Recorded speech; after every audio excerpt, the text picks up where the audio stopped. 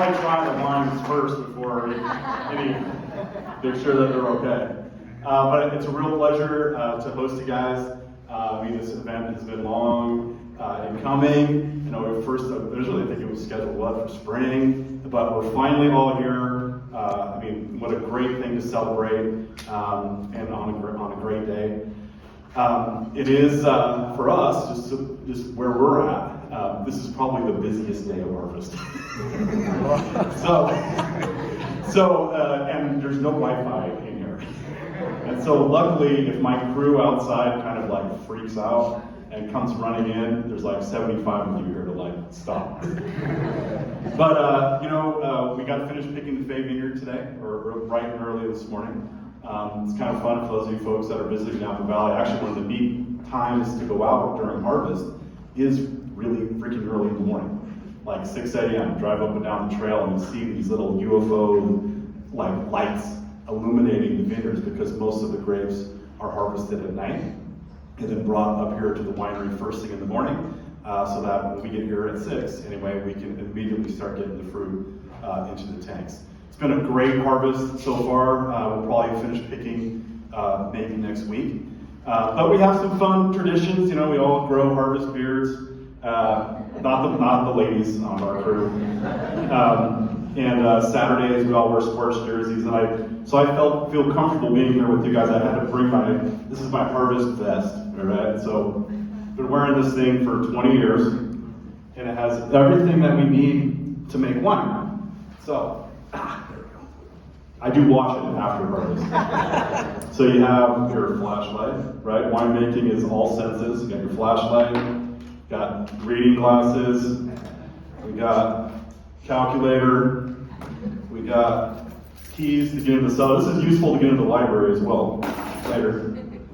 And we've got all sorts of pens to write what's coming on the board. So it's a crazy time of the year, but it's also the best time of the year. I mean, this is what we do, right? And the crews are always excited about it. This is where we're really making the wine. The folks that are doing the pump overs right now, I always tell them, you guys are the winemakers. How we do this, the different techniques that we do, is how these wines develop. And in tasting like this vertical today, what's really cool is because we have some fermenting SLV, let's say, you can see if we were to bring a sample of like the juice and were to put it like right over here past the 2018, and you were to smell through all of these glasses, you're going to get some of that SLV character even in the fermenting juice. And that's why it's such a special place and why it's such a special vineyard. But let me take this thing off. Start sweating. And while we go, please, I would actually encourage you to go ahead and smell through the wines now. And we'll go through and we'll taste them, and I'll give you just some little bits and pieces about the different vintages here in a little bit. I'll walk you through a quick history, of course, of the winery, Paris tasting, and then we'll kind of get into the wines. But I really encourage you to go ahead and smell and taste those wines right now, especially with older vintages. I love to have these wines kind of open up in the glass. There's a lot of talk sometimes, should I decant wine? Should I not decant wine? I always think that you should decant wine if it has some sediment in it, let's say, in order to have the wine. You don't want to be pouring your best friend like a bunch of sediment in the bottom of your glass, right? But in terms of allowing the wines to open up, we opened up the 87 and the 93. I opened those up, or the crew opened them up probably about a half hour ago or so. And so I would encourage you to smell them now, and then when we come back to them in a few minutes or a little bit here, taste them again. And for me, when we taste older wines out of the library, it's very informative. I like to open the bottle, pour it, taste it, and then I'll come back like once an hour just to kind of see how that wine develops, and it kind of gives me a clue as to how long the potential for ageability for the vintage is going to be. So with that, 2020, last year was the 50th anniversary of the winery. Great year to have a 50th anniversary, right?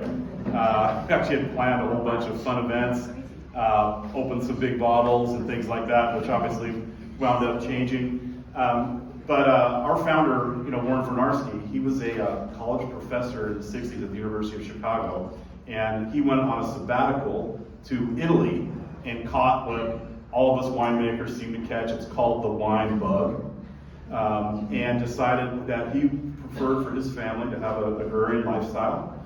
So he moved his family out here to the Napa Valley, took a job as assistant winemaker at a couple of wineries and learning, but was really looking for land, was really looking for a place to have a home. In 1969 then, he paid a visit to a man named Nathan Fay.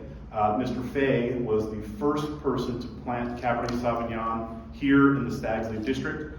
That vineyard was planted in 1961. At that time, there was no Cabernet planted even south of Rutherford. Our area was thought to be too cold for this variety. But Warren paid him a visit. In fact, he was there to learn about a new irrigation system technique that Mr. Fay was working on. And after talking about that, Mr. Fay asked him, he's like, would you like to taste a little bit of my homemade wine? Nathan sold his grapes to other wineries around Napa Valley. Heights did a single vineyard from there, Sequoia Grove, Inglenook, among others. But he also made a little bit of homemade wine as well. And of course, Warren said yes. And then when Mr. Fay popped open the bottle and the aromas started to fill up the room, that was the aha moment. That was the quality, that was the style, that was the characteristics that Warren was looking for in a Napa Valley Cabernet. And there so happened to have been 40 acres of land for sale directly to the south of the Fay Vineyard. It was mostly a prune orchard, and of course, at this time, Napa Valley was not exactly the winery Disneyland that we see today. Prunes were more valuable than wine grapes at the time. But Warren purchased this land and planted Cabernet Sauvignon. And so our first vintage was in 1972. But this very second vintage, the 73, of course, has a huge historical significance. So I'm sure you all have heard the story of the Judgment of Paris, but Stephen Spurrier, his partner Patricia Gallagher, they had a wine shop in Paris, France, and knew there were some Brits and Americans that were visiting their wine shop. They had tasted some wines from Napa Valley. Napa Valley was in the 70s kind of, resurgence. Wine grapes have been grown here for a while, but you had a phylloxera that wiped things out, in the late 1800s. And then you had that great American idea called Prohibition, which had kind of put another hit to the wine industry there in the 1920s. And it had taken this long before things were starting to come back. But things were starting to come back. You had wineries like Mondavi, you had excitement, but really not so much of a direction. It's really interesting to look at even our labels from what we were bottling in the 70s. And obviously today we're known for Cabernet Sauvignon, but we were bottling Alicante Boucher, right? I've got some labels in my office of Gewürztraminer. You could tell Riesling that it was kind of a time of real experimentation in the valley. What's going to grow well? What are we going to have our name for? So anyway, Mr. Spurrier, Patricia, they organized the tasting. They felt that they could sell these new world wines to these folks that were visiting their wine shop. But it was an unknown place. Really, there was only one spot in the world, of course, known for producing top quality. That would be Burgundy for Chardonnay and Bordeaux for Reds. And so they invited a bunch of well-known French judges for a tasting of these wines from this place called the Napa Valley. And when the judges arrived, asked if it was okay to include some wines from the Old World and do the tasting blind. Of course, the judges agreed. There was just one writer in the room covering this event. Mr. Spurrier had invited a bunch of wine writers to cover it, but none of them showed up. So at the last minute, a phone call over to Time Magazine sent George Tabor over, and Mr. Tabor knew what the wines were, knew what the order was of the tasting, and got to witness history unfold. And of course, know the results. It was Chateau Montelena 73 Chardonnay that had won in the Burgundy category, and then it was the Stag's Leap Wine Cellars 73 SLV that had won in the Bordeaux category. So, Mr. Spurrier's article, Mr. Tabor's article appeared appeared on page like 56 of, this is the original Time magazine. You're more than welcome to come up and check it out. But just a tiny article, let me open this up.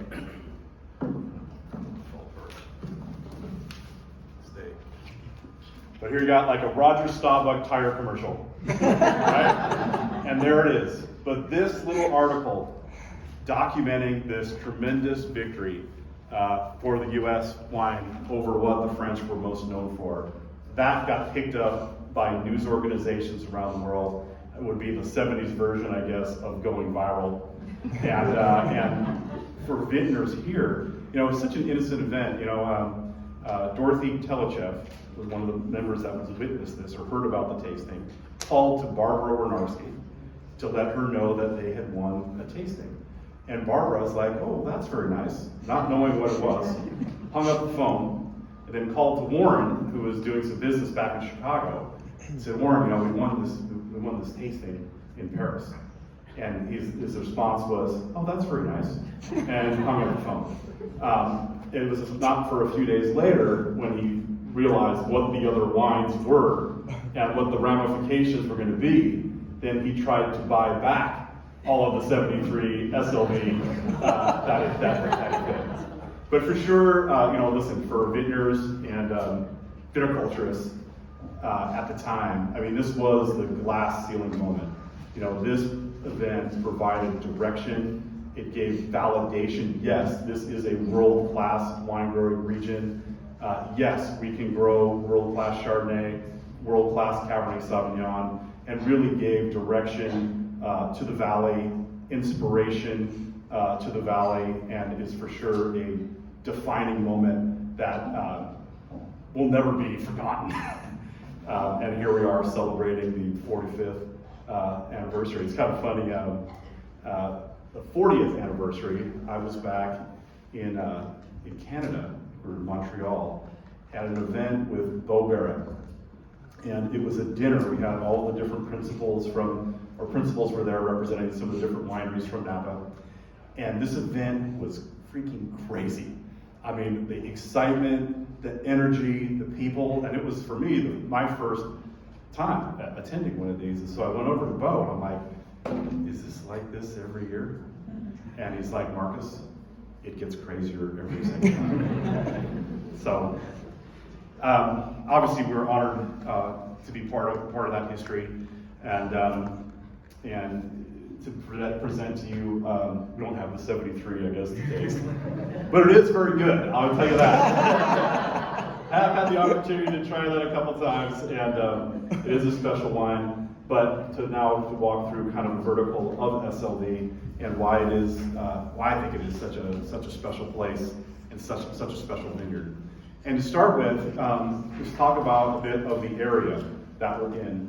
So back when Nathan Fay, again, first planted Cabernet here, the common thinking was that it was too cold, right? Yountville and North were for red varieties, and then Yountville and South were for white varieties. And the reason is that's the way, you know, during a typical summer or a typical day here, the way the weather works is, you know, in the early afternoon, the sea breeze picks up, you know, coming across San Pablo Bay, you know, that's our big air conditioner, and funnels into the valley from the south to the north. Fog rolls in, right? Fog rolls in from the south to the north, and then the next day, the fog burns off from the north back out to the south. So here in Stag's Leap, for example, you know, we can be in the clouds, you know, until about 9 or 9:30 in the morning or so, and the sea breezes do hit us early, you know, maybe 3:30 or so in the afternoon. So it's not like it was unthought of that this area would be a cold spot. However, later, you know, when we were able to do the measurements, you know, Stag's Leap is in the bowl, and I know you guys started out on the in the visitor center there, right? So you got to see the Stag's Leap Palisades, that rocky formation that kind of rings our area. And so when the sun does come out, this bowl back here becomes quite warm. You know, the sun radiating off the rocks, the heat that gets trapped back here. So once the sun does come out, the temperatures become fairly warm. You know, just as warm as they are, let's say, in warmer appellations, like up in St. Helena, let's say, or Calistoga. But then the temperatures drop back down fairly dramatically at night, and then we have this kind of lingering cold spot as well. So Cabernet Sauvignon likes both, right? Cabernet needs those nice warm temperatures to bring out the nice ripe flavors in the grapes, and also that cooling period. That is what I think is the reason why a lot of wines, not just from us, let's say, but from other Stag's Leap District producers, have what I call this soft power. So they're wines that are wonderfully complex aromatically. They're rich wines, but they don't tend to be too over the top. Our vineyard manager loves to call this area the Goldilocks zone for Cabernet Sauvignon, and I really think he is right. You know, when we, I'm not a very technical winemaker, as you can tell by all the junk I have in my vest. I pick based on taste, but we do obviously run analysis as well. And when the grapes here are ripe and ready to pick, the sugars don't tend to be too off the chart, and the grapes come in with a lot of wonderful natural acidity. That allows me to make wine into a style that is of that, meaning that it's a rich wine, but not too over the top. Great potential for ageability as well, in deep dark colors. So it's a wonderful appellation. It's kind of interesting. I always think, again, this is back in the 60s, in the 70s, okay, this is a cool area. Well, the first places that we pick, I'm sure many of you have had our Cabernet Sauvignon Artemis, which is a Cabernet from the valley, right? We have both Stag's Leap fruit, but contracts, we own vineyards up north and down south. So we do see fruit from many different parts of the valley. And where do I pick first? Well, I pick at St. Helena, and I pick right out here. So it's one of the earlier ones, up being one of the earlier spots as well. So, gosh, no one's tasting the wines. And as we go through here, and we're going to go, as I'm going to talk through these wines, we're going to go older to younger. And I know that we have on the plan to have like a Q&A like after, but if you have a question, we don't need to wait. No, okay, so if a question comes up about one of the wines or vineyards or whatever, we do have a second microphone. And Jennifer, maybe you can raise your hand. Okay, Jennifer Scott, she's back here.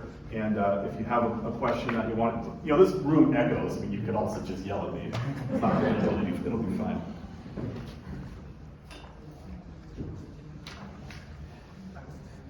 Okay. So again, the area here is how the weather works, and that has such a big influence over how grapes grow and what the resulting wines are going to be. But then you have the other nuances, and the next nuance that makes SLV special is certainly the soil. So the soil, and what's really fun to do is to come out here when we have like a rainy winter weekend. Like when we get like 10 inches of rain over like a 3-day span, and things start to flood and not that we want them to flood the whole valley, right? But coming off the hills, because that's when you see where your dirt comes from. And in both of our vineyards, what's unique is that the Fay Vineyard, which became part of our property then in the mid-'80s, remember that's the vineyard that inspired Warren to purchase the land next door. But these two vineyards are side by side, but they actually have a different soil type. So SLV has been washed directly off of those red rocky outcroppings that you saw there from the visitor center. In fact, the whole hillside is kind of like eroding down off that, and then the water flows basically from the east to the west across where the Stag's Leap where SLV has been planted. So the soil then looks a heck of a lot like those rocks up above it. It's very red in color. It's fairly coarse. When you walk through there in the summer, you wouldn't want to go up there with a nice new pair of shoes. It's good. It's more dusty as you kind of walk through that soil. So it's very young soil that's been recently eroded off of those hillsides. The Fay Vineyard, in contrary, which is of course right next to it, the soil there has also been washed off of the same rocks, but farther north up in the Stag's Leap district, washed down maybe 1.5 miles to the north of us. So first washed down off of the rocks, and then transported by creeks and tributaries of that from the north to the south. So same parent, but it's an older soil. And so it has a more of a gray, more of like a weathered look to it, and it has a much more of a clumpy character and texture. So where SLV is dusty, Fay, if you've got kids and they want to have a dirt plot wort, this is the place to send them. Take it out, you can grab a clump of it, and toss it around. So these vineyards then have a different soil, same weather, but a different personality. I know we're doing a vertical of SLV today, but just for contrast, the Fay Cabernet has more of a perfumey note to it, more of a red fruit, bright berry pie, and much more supple tannin.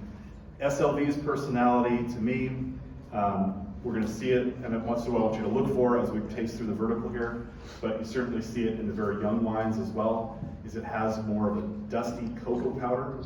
I describe it as more of a violet, kind of a graphite, iron note, darker fruit like black currant, and richer, more robust tannin. I got to tell you, we started picking, fruit flies always go for the best wine. Oh yeah. We started picking, I had a tank side by side of SLV and Fay 2 weeks ago. It was the first time when we had just started to pick. And again, I hadn't even added yeast. And you go up to these two tanks and you're like, that's Fay, that's SLV.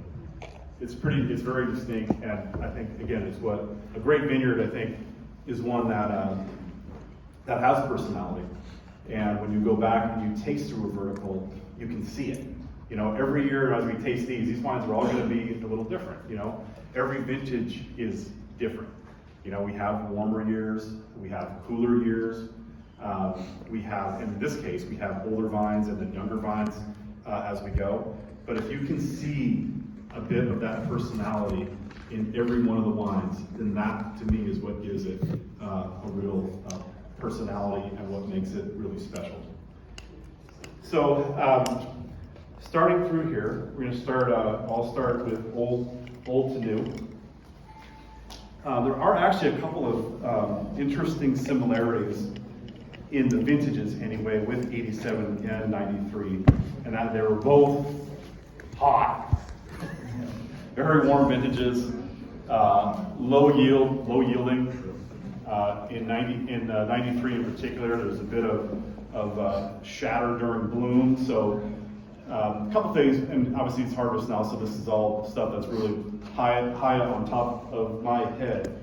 But vintage is not just defined by one or two things. It's the whole gamut. And there's lots of, and in particular with Cabernet Sauvignon, what we like to have is how uniform the ripeness is has a big influence over the final characteristics and qualities of the vintage. So during bloom, so this is the time of the year, it's usually in May, right? When the grapes, they actually self-pollinate. You can see these white flowers that form. It actually has a sweet smell. You can tell when a vineyard is in bloom. And when you have a uniform bloom, meaning that the weather is good, being warm, it's like the three bears again. It's like not too warm, not too cold, not windy, no rain. Then those flowers will all pollinate themselves fairly quickly, and then that kind of continues on through the rest of the growing season. If you have wild weather during bloom, right, whether it be too hot, too cold, windy, rainy, then you wind up with kind of an elongated bloom. So you wind up then with some berries are set right now, then some other berries are going to set next week, and you see that then through the rest of the growing season. You also wind up with less crop in these types of vintages as well, but you wind up with a little less uniformity as things are ripening. And both these vintages had some of that type of weather. One thing, again, when we're tasting these two in comparison to the rest that I think is really interesting to note is that both the 87 and the 93 would have come from the first generation vineyards out here. So our vineyards, again, were first planted in the early 70s, and we still have about 4.5 acres of Cabernet that is planted from 1972, and it's really cool to go up there. And obviously, it's very cool to make wine from those vineyards, but to walk through those rows and then to look at what the next generation of vineyards are, because they're planted in a different style. So the vines planted in the 70s here, and some of it is just related to equipment, right? So there's big rows between these vines. There's like 12 feet between vines. I mean, you can throw a football up and down these rows. And the vines that are planted in the second generation, they're like 7 feet between rows. And the reason is very simple. That's the size of the tractor, right? So the older vines were planted in much bigger spacing, and they're much bigger vines. So they're almost 8 feet then between vines, and they're grown in what's called you would call a kind of a California sprawl. So I'm gonna put this down just to kind of show you a little bit of what, well, yeah, they're more grown out like this, like in more of a V shape. And you have big rows, so you grow, and the vines then are much bigger. So the berries off of those, there's more clusters on those vines, much very small berries, but they are grown with a little bit more of a dappled sunlight. The more modern vineyards, and how we replant in general today, the vines are planted much closer together because of the size of the tractors, right? They're on different rootstocks, which don't tend to grow as vigorously. And the vines themselves are planted much closer together. So in general, out here, we plant the vines more like 4 feet apart as opposed to 8 feet apart. So one way to think of it just in terms of crop, and the way we like to look at it is how much crop is hanging per vine. So if you have a vine that has 8 feet, so it's from here to here of space to have clusters, versus a vine that's got like from here to here to have clusters. So the vines planted in the earlier plantings have a lot more fruit on them on a per vine basis, okay, than what we have today. And then in terms of trellis style as well, on the more, we have a lot more wires now, right? A lot more precision. And I'm gonna put this down again. Probably don't invite you to get that there. And we grow the vines today on what's called a VSP, where we're growing them more on a vertical system, right? And just having a little bit, with more catch wires, the vines today just have a lot more versatility. If we want to do a modified sprawl, we can keep one side up and then allow the other side to come down, or vice versa. So both the 87 and the 93, to me, are both, first they're aging very, very, very nicely. I feel like the 87 is a powerful wine, very powerful wine. You can feel the warmth of the vintage. It is worth to note, there's a fair amount of Merlot in that blend, about 8% Merlot. And the barrel aging is short. Really, it's like 13 months. And again, as we taste through these, not only do the vineyards kind of evolve, but winemaking also evolves. When this winery was founded, it was a very innovative place, right? And innovations from the 70s are a little bit different, let's say, than the innovations of today. But having tanks that have cooling, malolactic fermentation, things like that, that was what was happening in the 70s. And obviously after the Paris tasting, everybody wanted to work here, to learn what was the secret, what was the secret recipe to producing great wines. And if you asked him, he would probably say it's the vineyard. But the wines were made in a different style. It's kind of funny. I love history, and I love looking back at history. And I have also, besides all of the labels, I have some of the old winemaking, what they did. And so today, we have sorters, right? To remove all of the stems, all of the leaves, everything that's perfect. And I remember reading through one of the cards from the wines from the 70s, and it's like added back 10% stems. Different style of winemaking, right? And also wines from the 70s and the 80s, with red wines, more of the idea was to clarify the wine fairly quickly, and then put the wines into barrels, and the shorter barrel aging time was very simply as there weren't the temperature controlled cellars to age the wines in. I mean, today we have this lovely, beautiful cave that we'll walk into here and freeze you to death in, and other barrel rooms, but it's just a different type of barrel aging that we do today than what was done, let's say, in the 70s and the 80s. Any comments on the 87 or the 93? Where did the PV come from? I'm sorry, excuse me? Where did the PV come from in the 93? Well, that's a very good question. I have a feeling there was a Merlot, there was a block of Merlot in SLV. The PV either would have come from there or there was some planted in the Fay vineyard. So remember to call a vineyard designate, the grapes have to be 95% from that vineyard, and to call it estate, it has to be 100% from out here. So there is a little bit of a wiggle room. In terms of what varieties we have planted out here today, I actually love Cabernet Franc. So it's the one variety that to me, that if you have really wonderful Cabernet Sauvignon, you know, what could you use to make it better, kind of to give it another dimension? And to me, it's Cabernet Franc. So we have in the more recent bottlings of Fay, we have blended in a small amount of Cabernet Franc into the Fay bottling. I feel like Fay, again, it has more of a perfumey blue fruit note, that is kind of the characteristics of Cabernet Franc. And then the other feeling, we planted some Cabernet Franc in SLD with the intention of using it into our top wine that we make here, which is Cask 23.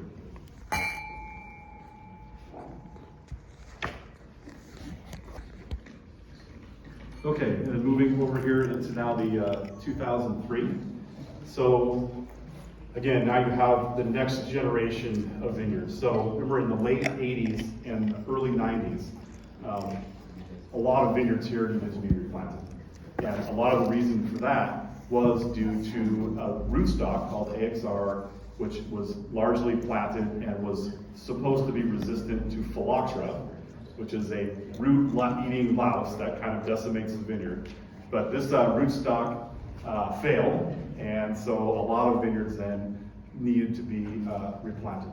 So that's why out here, we just have one planting, or again, just 4.5 acres of the original vineyard.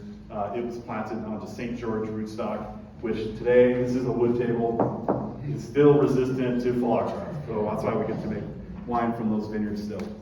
So this would have been the first planting then, or would have been bottled, you know, from the next generation of vineyards, which, as I mentioned, different rootstocks, tighter spacing, different trellising systems in terms of exposure, so more of a modern style. But very, very cool vintage. Long vintage, probably in terms of, in relating them, probably most similar then to 2018. So the last wine that we have here. The wines from the mid-90s, and then up to, let's say, up to 2000, to me, are really why you age wine. Like the 93, I think, is aging beautifully. You know, I feel like there's really 3 keys to aging wine, or why wine age. Number 1 is certainly the site. And I feel like the site out here, particularly coming from those cool nights that we have here, give us the grapes that have potential to be made in a very ageable style. You know, today, the winery here is, you know, part owned by the Antinori family from Tuscany. And they've been making wine for 26 generations. And I remember Piero Antinori drilling this into me. He's like, Marcus, a wine does not need to be undrinkable in its youth in order to have great potential to age. You need to find the right combination of power and fruit. And the idea when you're aging a wine is not so much when you do finally open the bottle, isn't that it lasted, it's that it's better than it was when it was first bottled. So finding just that right proportion between fruit and tannin, you have to have, it's an overused word now, this right balance between the two. But if you can capture that up front, then that is what is going to pay off in the end when you do finally open one of these bottles of wine. So the site, I think, gives us the potential to be made, to make an ageable wine. I think the style that we make the wines in today, which was again trying to find that right balance between too much or too little, allows the wines to be made in an ageable style, and we make the wine in an ageable style. And then obviously the third part of that is the cellar, and that is not just how you have handled the wine at home, or in the wine shop, but how we have handled the wines here all the way up through bottling, how we're taking care of wines in barrel, how we're taking care of wines all the way through the bottling process. And I guess that's why, for me as the winemaker today, it's really exciting to taste like these 3 wines and see how they're aging, knowing the tools and advancements that we have in the wines of today. So I'm often asked, so how long, when should I open this bottle? And my answer is usually, well, you should buy more than one, right? And the first time I open one, I always feel it's probably after year like 6 or 7. So that's where it's really going to be fun to taste like both 13 and 15.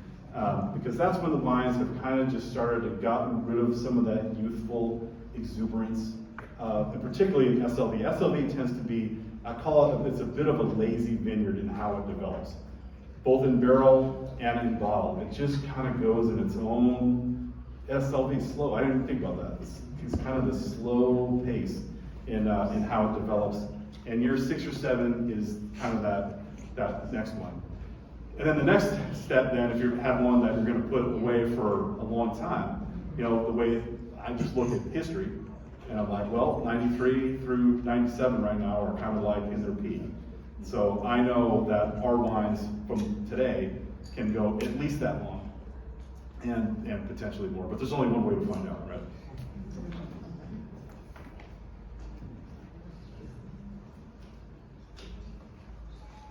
Okay.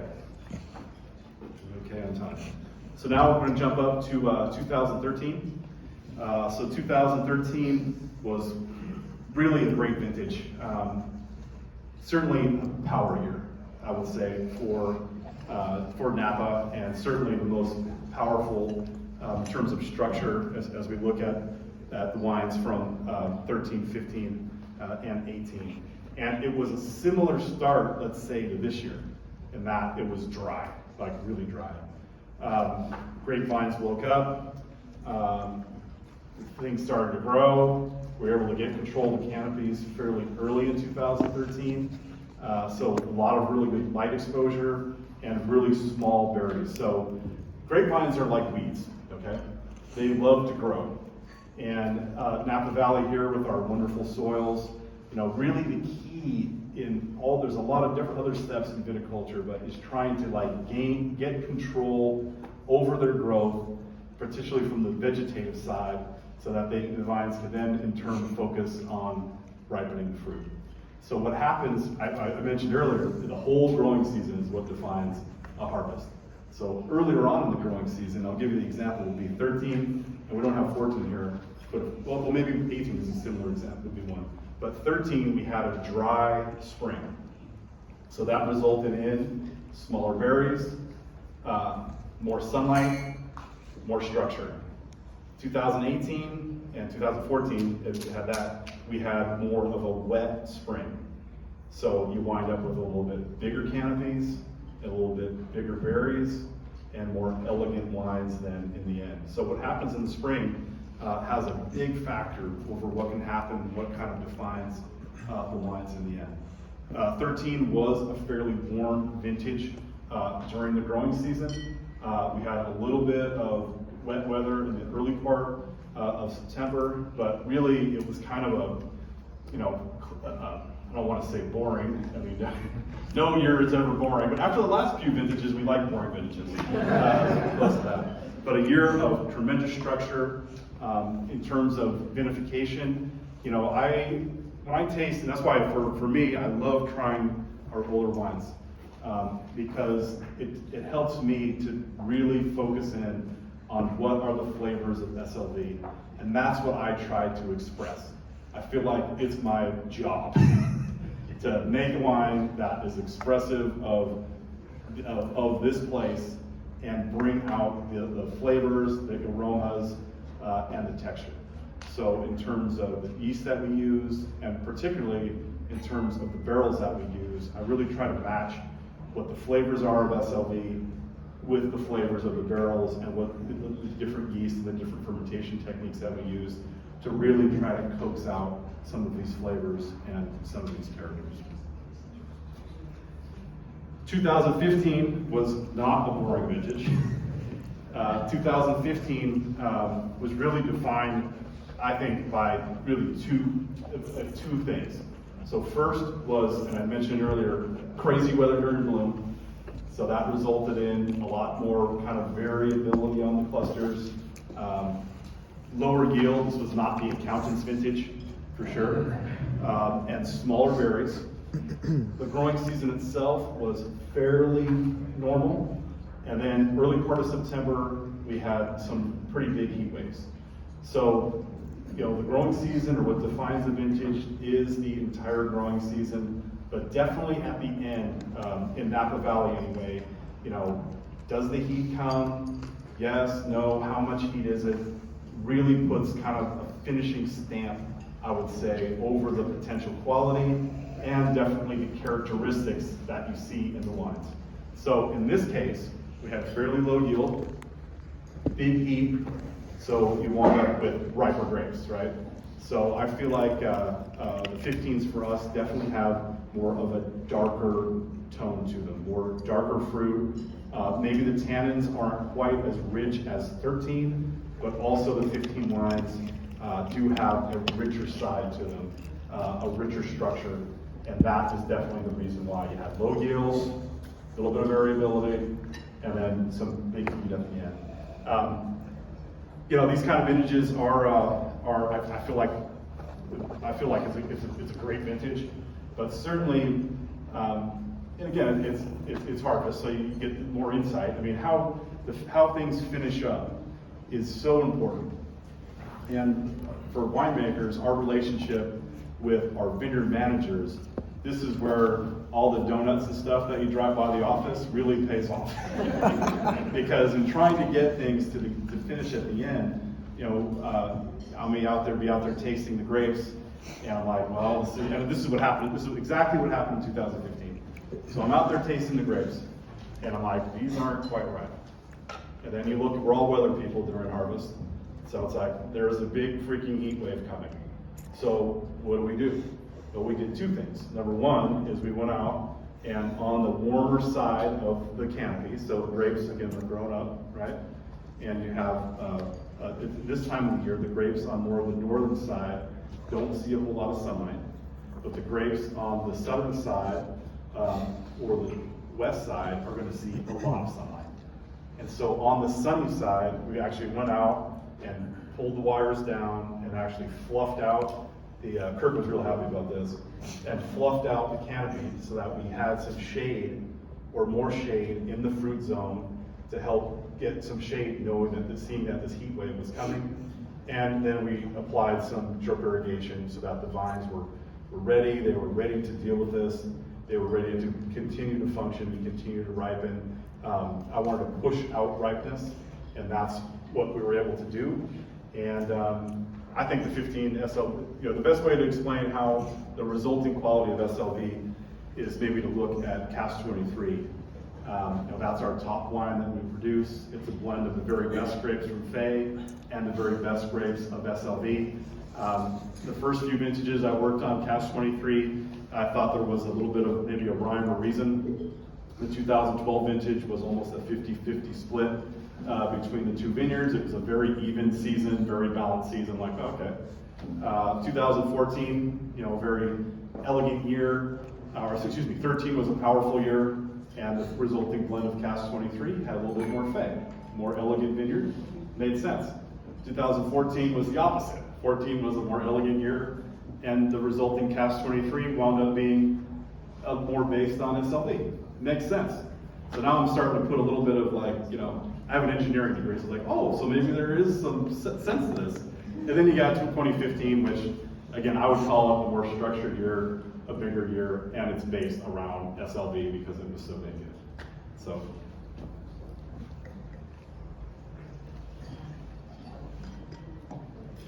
And then last up, check the time, we're good. 2018.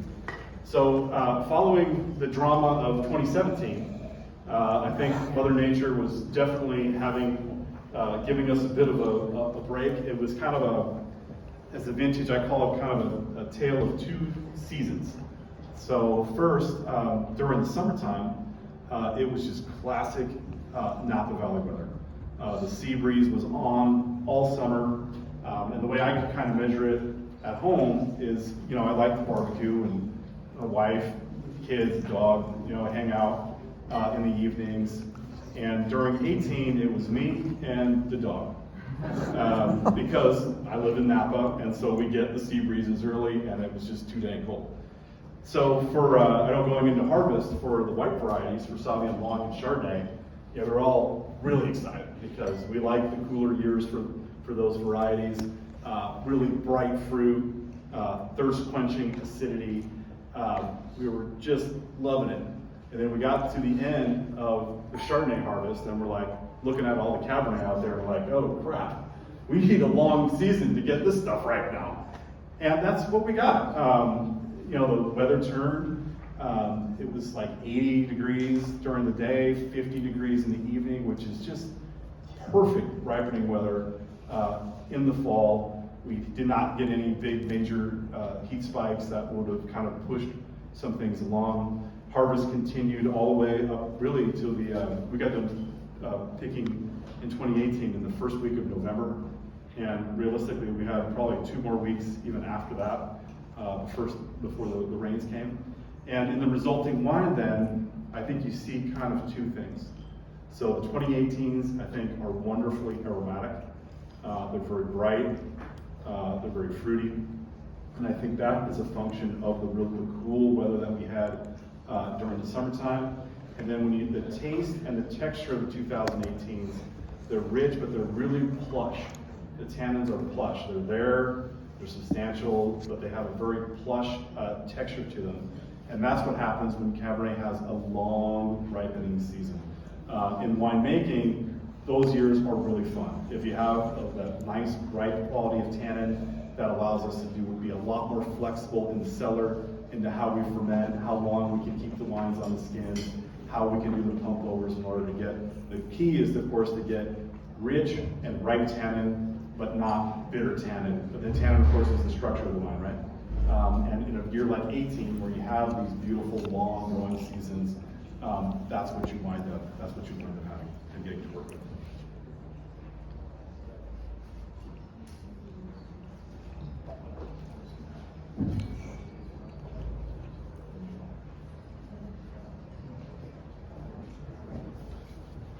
Yes, please. You say that you're on the cutting edge, I don't doubt that, but has there been anything sort of cutting edge that you said, that you could say maybe impacted these wines over the years, I don't know, optical sorters or something, that's a newer technology that's helped you to get these wines to the next level? Thank you. That's a great question.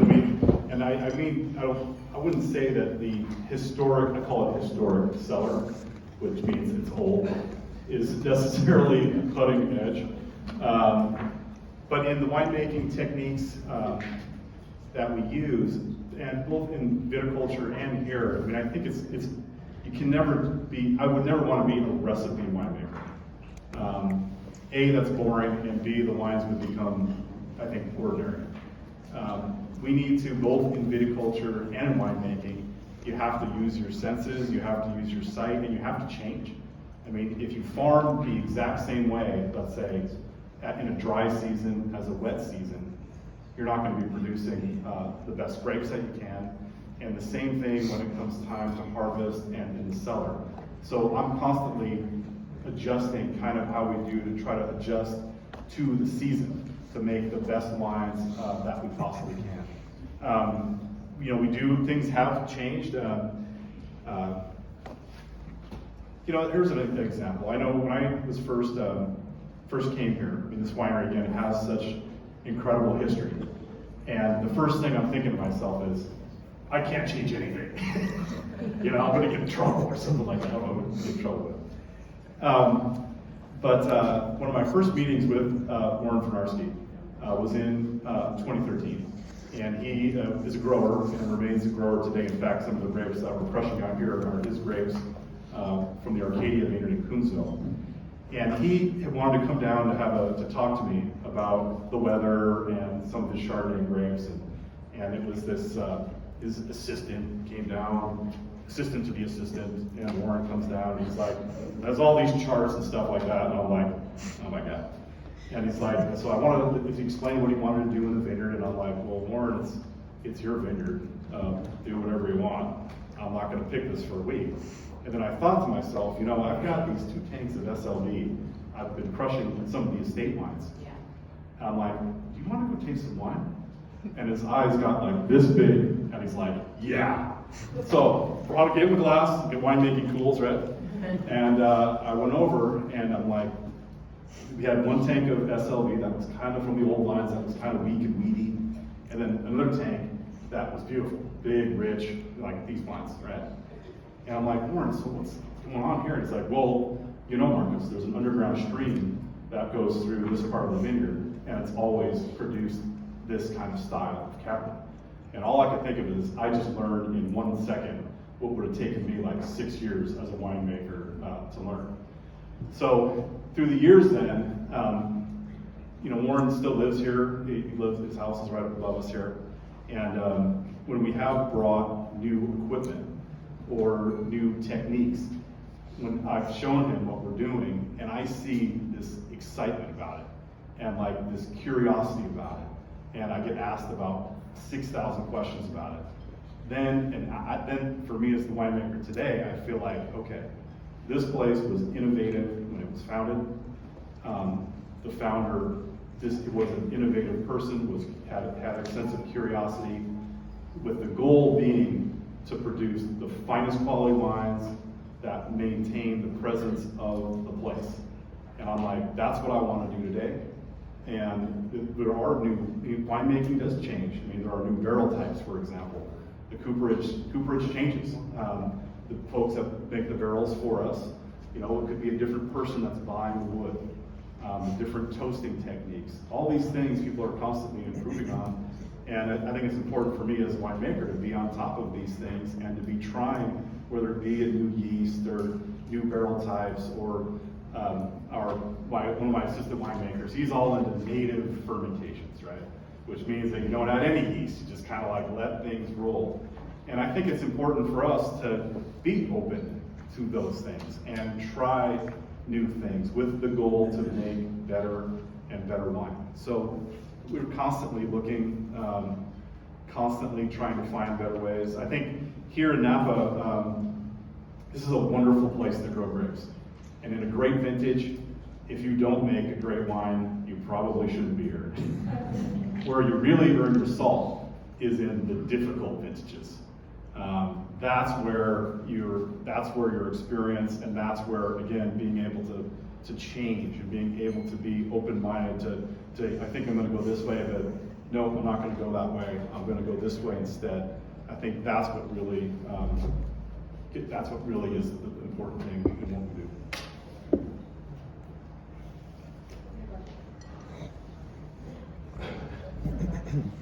Okay, we have a few more minutes for questions, if anybody. It's not too loud. So I noticed, like, you open up the portfolio, so the 3 wines on the left and then the 3 wines on the right, Cabernet Sauvignon on the portfolio, it says 6% Cabernet Sauvignon, so I don't think that's a switch from where you started to where you are today, but then I was confused because then on the placemat for the 2013, it wasn't 100% Cabernet, so I was just wondering if 2013 on at a certain point, will you guys switch to 100% Cabernet, or is that still flexible? Yes, that is definitely a typo on your map, because that was 100% Cabernet Sauvignon. Is that what SLV is going forward from the state board and all that? Well, so we had some, about 4 acres of Merlot planted in SLV, and obviously you can see where it was used. And again, this is where, again, every winemaker has our own kind of ideas. I worked with the Merlot for a bit, and it made really nice Merlot, but I didn't see what it was going to add to my Cabernet.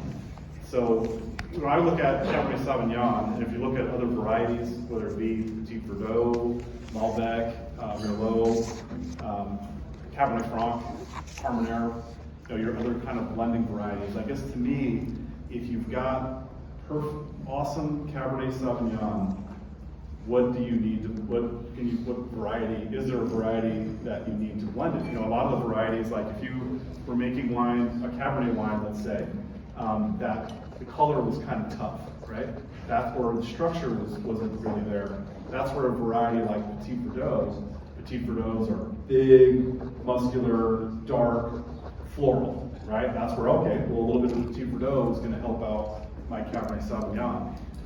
Depending on where you are or where you grow it, let's say Merlot, let's say you have a vineyard where the tannins are really big, brawny, it's like the opposite wine, right?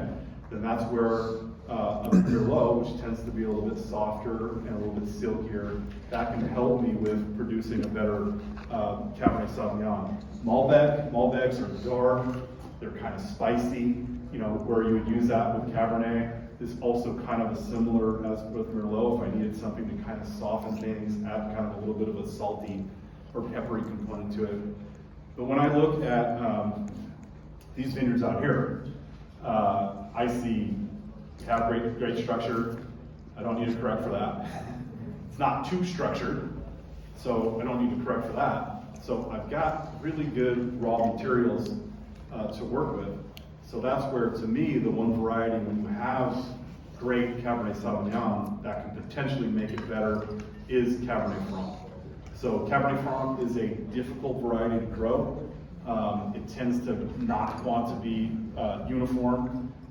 Typically you have to make more passes through that in the field in order to get into that uniformity that you like. But for me, the structure is pretty close, right? But it has a different flavor component. It has kind of this blue fruit, this floral type spice that I think is very useful in adding complexity to Cabernet Sauvignon. So we, as I mentioned, we planted some in Fay.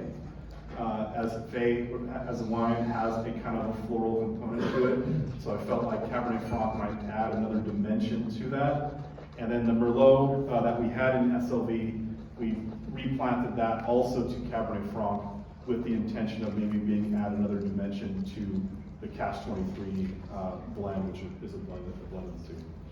So that's all we have out here planted today, and the Cab Franc that comes from SLV is in tank right now. It's pretty good. So we'll see. Yes, sir. How much of your total production, how much of the acreage is owned by SLV, and how much do you have under contract from third party? Sure. So the question is about how much of our vineyards do we own versus how many are contracted. Obviously, this would be a question for our Napa Valley Appalachian wines because Fay, SLV, Cash 23 are our 100 acres that we own here. They're 100% estate.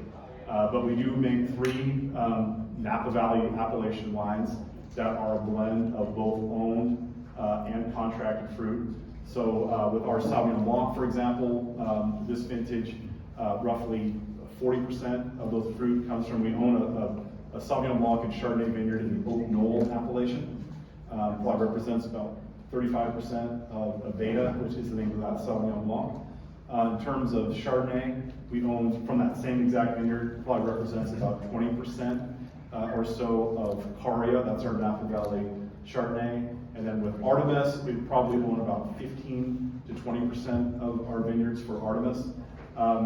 We both own a vineyard up in the Calistoga appellation, and then it's not an appellation, but in the southeast corner of Napa, down in the Warren Valley. So, grapes are, particularly for Artemis, let's say, relationships are so important in so many parts of life, right? And no different than with our growers. So, I look for, I'll give a couple examples. So one of our long-term growers is, his name is Terry Wilson. And the vineyard is called Rancho Chavilas. It also is in the Wood Valley. And Warren started a relationship with him in the mid-70s. So we've been working with that vineyard for maybe 47 years. We do a single vineyard Sauvignon Blanc from there. And actually, we also received Cabernet Sauvignon from there today that we use for Artemis and in a single vineyard. My other favorite vineyards to work with, one is the Betuello family up in St. Helena. These are the guys that drive into the vineyard, and it's a 5th generation. So the great grandfather founded it, the vineyard, and then when you drive out here, it's the son or one of the owners is on the tractor, like in the field. Like these are the kind of folks that I like to work with, and like to work with us too. So try to go for long-term contracts, and then we're always looking for. I mean, I like the idea of being able to control your own destiny. And so we've been actively looking for and purchasing additional vineyards to kind of solidify our grape sourcing. Chris, may I ask a question? So Yeah. for the third party properties, are they in control during the growing season, or how do you interact with them? Okay. Through the growing Sure. season itself? So the question is, how do we interact with our grower partners? Myself, my assistant winemakers, it is hard, sorry. Our vineyard manager, grower relations team, we work very closely with our growers. I'm in every single vineyard once every 2 weeks, and then I'll check in with the grower and to see how things. Sometimes it's just everything looks great. Sometimes it's like, hey Dave, what's happening? All good.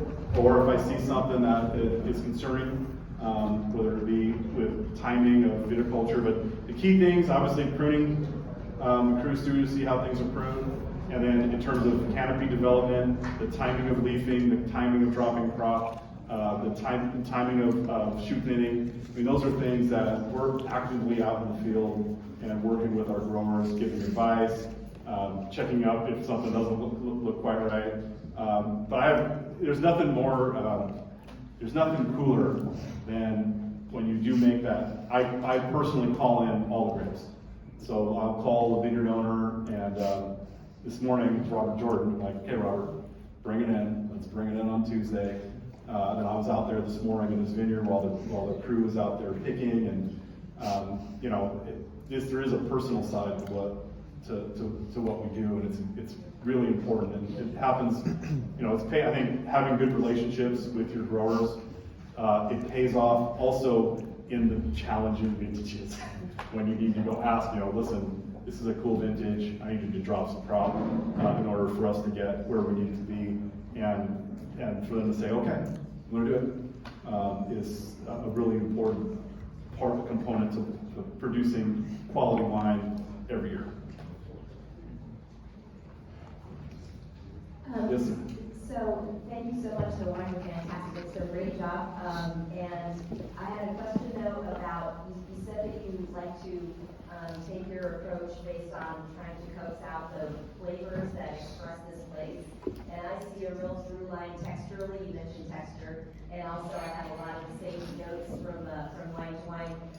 But I'd love to hear what your descriptors are for this wine. What are you looking for? What's the true expression? Yeah, again, for SLD, I find this dusty cocoa powder is the one note that I get, and again, that sometimes can be also a barrel component.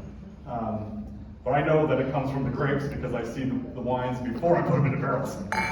I also describe it as kind of having a violet note to it, more of a black currant, like black currant tea. And I call it it's a kind of a graphite type note. So I used to play ice hockey, and the tape that I would put on my hockey stick has this darker aroma that sticks with graphite. So that's kind of where the descriptors come from. With SLD, those are I guess some of the key descriptors, but one of the things that fascinates me about this vineyard is that there are some flavors that are undescribable. It's like this dark note, what is it? And that is what makes it. I love wines that are interesting, right? I love wines that are complex and that provoke conversation And that, SLV, I feel like has that component to it. You know, what is that? It's got this dark, is it graphite, is this cocoa, is this a tobacco note? And that is what also makes, those are the kind of wines that I like to work with, that have that level of complexity to them, that make them fun to taste, fun to smell, and then the texture of the wine also, I feel like, is the key component of a wine. The winemaker that taught me, he's like, the finish is the number one most important thing of a wine. You want the flavors to not only be interesting, but to be lingering, to be lasting, and to want to draw the consumer to taste that wine again and again. And I think SLV and Fate both have that texture component that kind of draw you back. Yes, sir. So about 21, tell us about the one you're harvesting now. Well, I mean, the 21, it's been a really nice, I mean, listen, you guys all listen to the news, so the news is, oh, it's the drought and everything, and I got the vineyard manager out here doing like rain dances and stuff like that. But listen, grapevines are drought tolerant plants, and if you have ample irrigation, I've been excited all year. And so, you know, we did have some wild weather during bloom, so we had all of it. We had hot, cold, windy, a little bit of rain, and that did produce some variability on the clusters. And so, in terms of how we were finishing the grapes off, it's like, I need a long season. And we have gotten a long season. We've had a couple of these like mini heat spikes, but nothing too extreme. We've been able to, and most of our growers, for the most part, all have had enough water to get through to the end of the season and have been able to manage through some of these heat events. And now we're bringing it in. So the wines are beautiful, have beautiful colors that are coming off the skins right now.